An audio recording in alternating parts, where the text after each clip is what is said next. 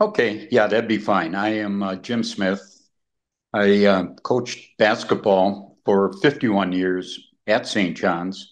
Also started the cross country program and coached that for, I think, around 10 years, and track and field, and also coached golf, and also was the athletic director for a period of about 15, 16 years. So it's been a great run at St. John's, and it was a tremendous place for me to be along with my family. And my family loves St. John's, as did my wife. And we're all part of a team, I felt, during the time that I was at St. John's. So I'm continuing my contacts too with Johnny, former players and alumni. And I'll be doing the same thing while I'm down here in Naples, Florida.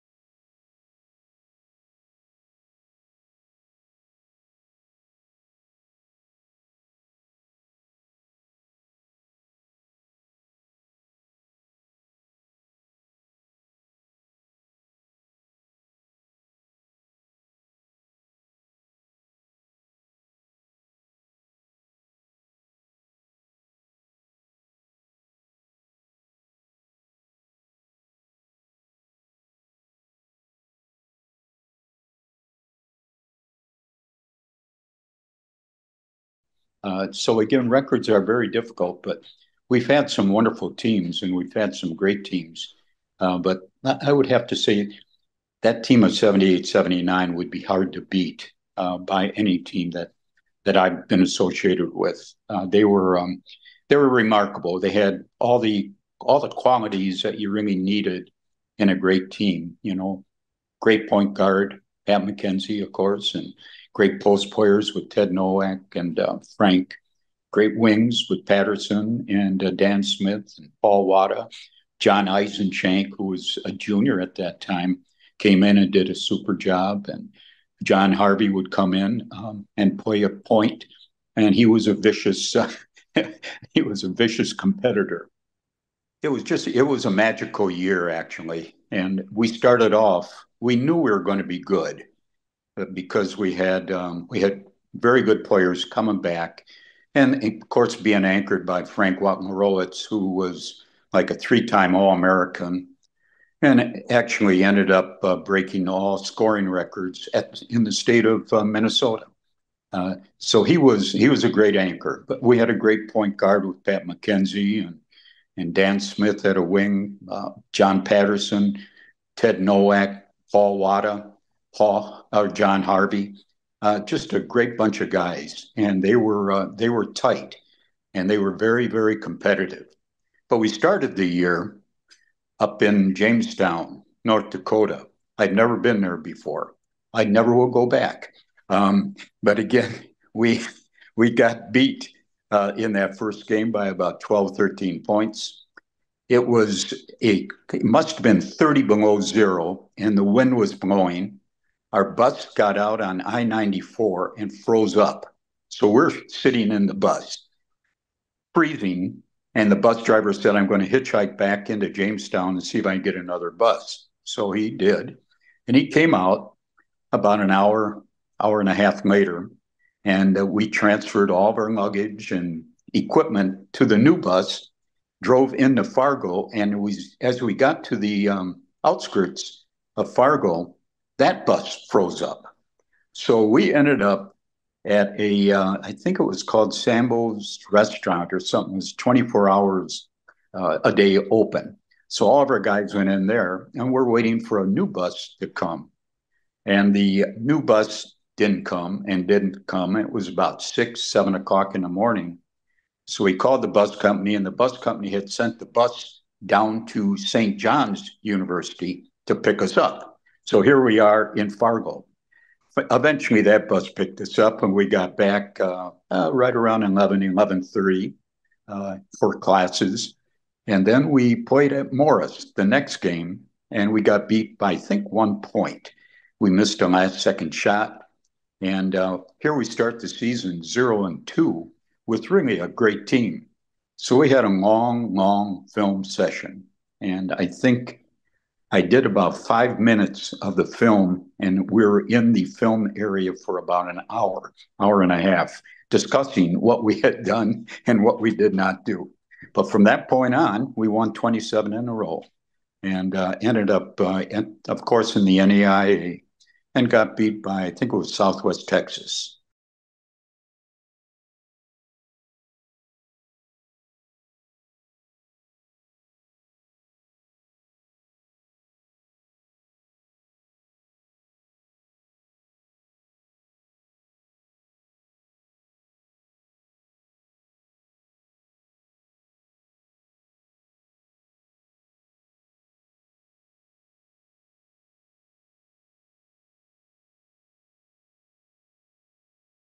And it was at that year, too, I think one of the greatest games I've ever been involved with, even when I was at Marquette, when I was a player and assistant coach, uh, that when we played at Mankato State for the district championship, Mankato State was an excellent basketball team, coached by Butch Raymond.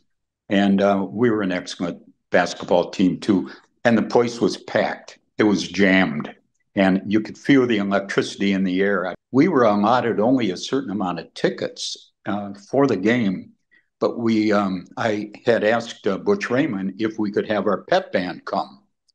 And he said, yeah, well, we didn't have a pep band. But all of a sudden, we had about 30, 35 guys who were band members. I don't know if they had kazoos or what they had, but they came in and I mean, the place was packed. It was just fantastic. Went into overtime and we edged them out. And it was one of the greatest games I think I've ever been involved in as a player or as a coach. But our players deserved it. They came back. Mackenzie made some great plays. Of course, everybody contributed. It was a team situation. And Frank, of course, is such a great player, but very humble and always passed it off to somebody else as being, the team leaders, whatever the case may be. But he was unique. He was a unique player.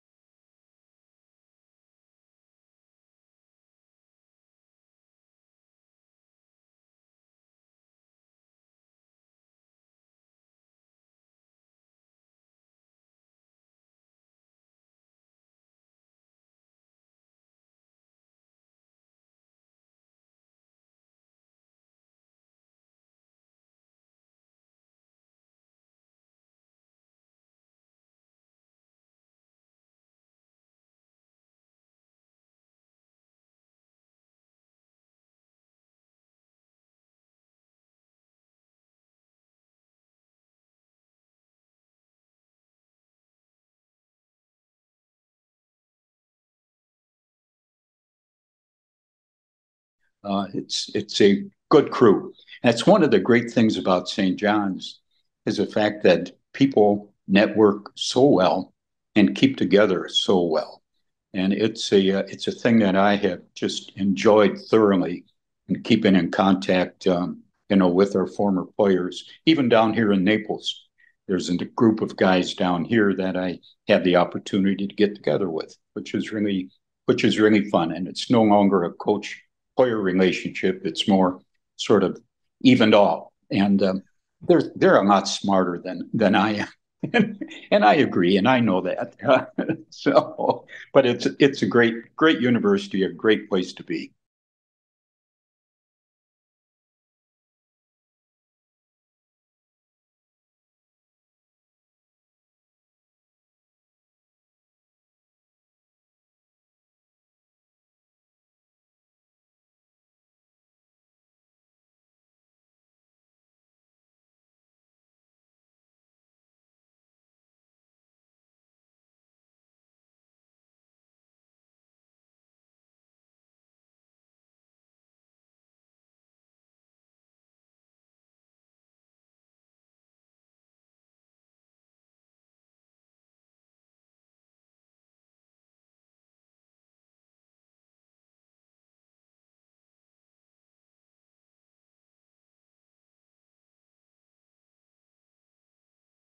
It's people have said, how do you recruit a guy out of Chicago or Milwaukee? That's what I did when I first got to St. John's. And if I can get them on campus, usually it would work pretty well, even though there's 2,500 acres out in the woods, sort of, and away from any big cities. But nevertheless, that's what some people like. And I know we had Tom Gronowski from Elgin, Illinois, went to my high school, and he was a starter as a freshman on our first championship team. But he came up and from Elgin, came out and roomed with overnight with Bill Moeller. And Bill went over to the gymnasium at 2 or 3 in the morning to play one-on-one. And Gronowski, who was a basketball fanatic, couldn't believe it. And that sold him right away. He said, "You mean the gym is open 24 hours a day?" "Yeah, it's open 24 hours a day. Come on in, we'll play one-on-one." And that sold him immediately. But we've had some really good ball players out of the suburban area in downtown Chicago in the past years. But now we've been able to recruit a little bit more Minnesota because AAU ball, summer camps, and everything else have improved so much. And there are so many really good basketball players in Minnesota. So you can really concentrate on the Minnesota kids. And I think that's what Pat is doing pretty much. And he's getting some really good players.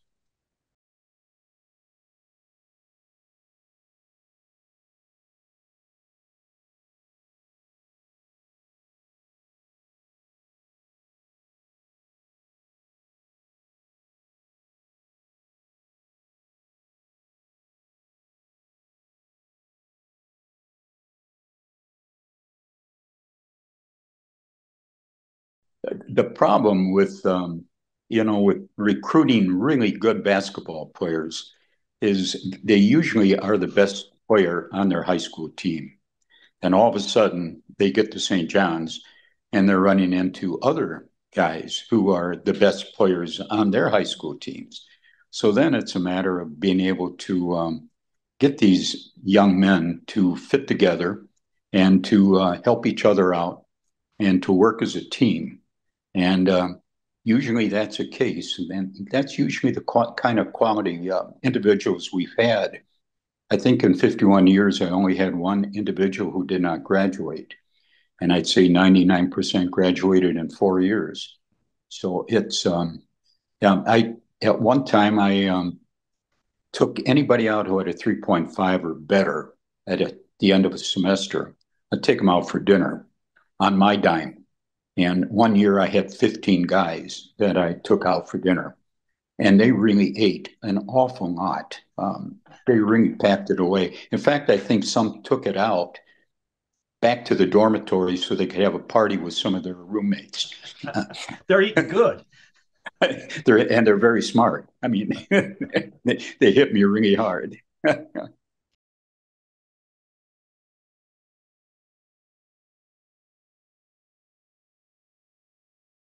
Man, I would have to say I loved the Rat Pack.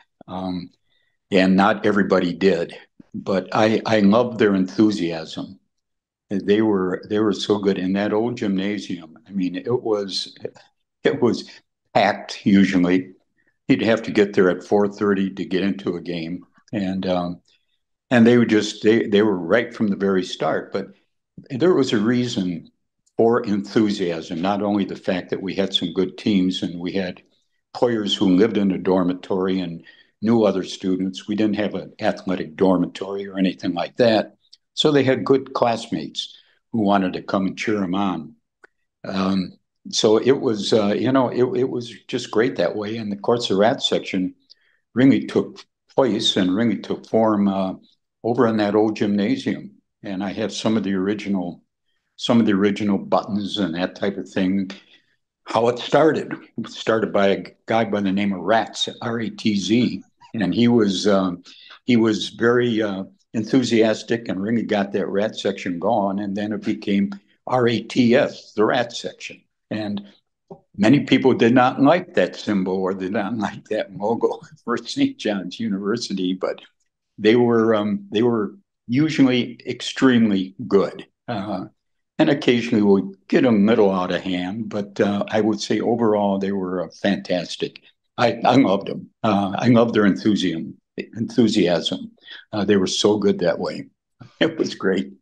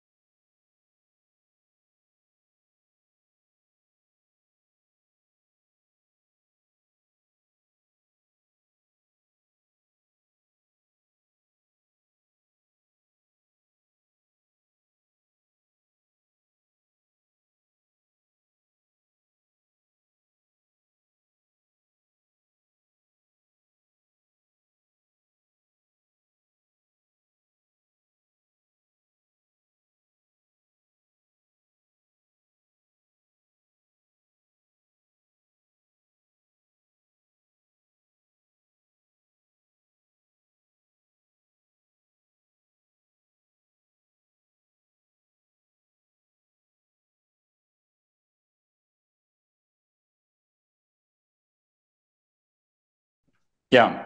Well, he was a kind of guy who, if we needed points, he would get them. But he was probably the best positioner that I had ever coached. He could get a guy on his hip and he would keep him there. Frank was very strong and very good at positioning and very stable.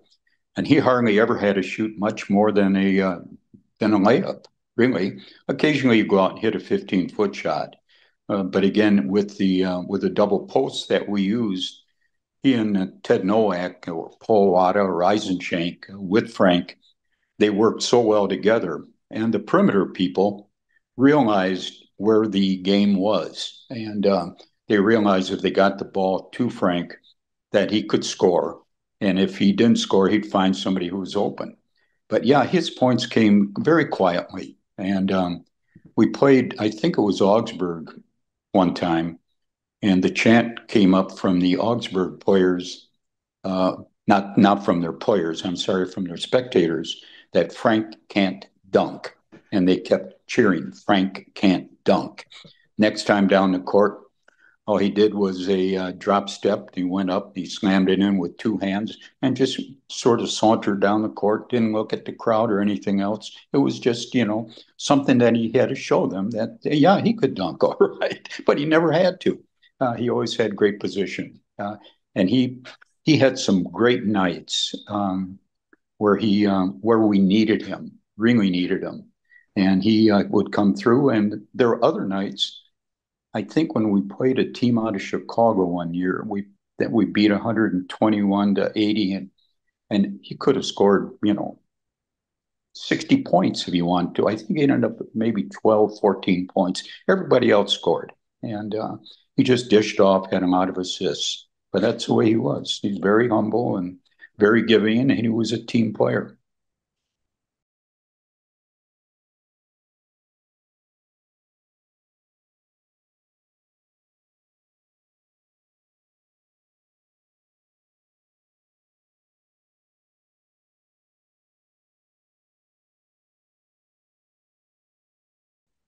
Well, I'd have to say the presidential award was, really, it's really very, very impressive for one thing. When President Bryan, when he called me and told me they were going to issue that to me, I asked him what for. Uh, and I said, how can you get an award for being at a place for 51 years that you always love being there? And I can't remember a time when I drove onto campus that I wasn't excited or happy to be there. And that's if you can say that, it means you've been at a place that you love and a place that has been good to you and good to your family. And that's always the way I've thought about St. John's. One of the greatest things that ever happened to me outside of the outside of marrying my dear wife Adrian. But it was yeah, it's just a great place. It's special. It's a very special place.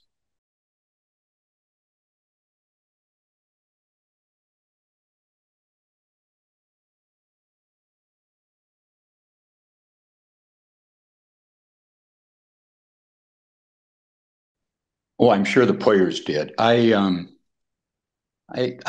guess I thought about it, but it wasn't something that was uh, dominant in my thinking. It was always the next game, and how are you going to play? And at that time, I probably didn't sleep the night before, and I didn't sleep the night after. So I go with 2 nights without sleep. But I know the players I'm sure, had gotten together and talked about it. Um, but it was something that I don't think was really that imperative in regards to what we were doing. We just wanted to win. And when I was at Marquette, we had I think our 1951-52 or 54-55 team that won 21 in a row. And I don't remember ever talking about it as a player. So I think the players did, but I never really thought about it too much.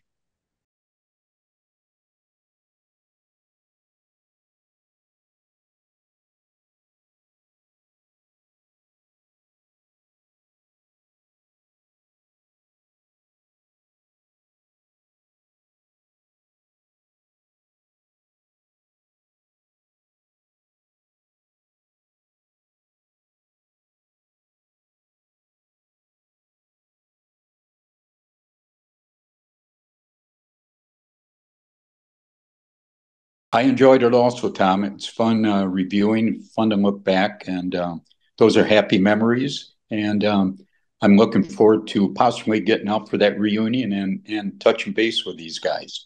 I would love to come to it if I am able to be there at that time. I'd love to come out and join with your people at the reunion. And it doesn't seem possible that it's going to be the 45th year. It just doesn't seem possible, but it is.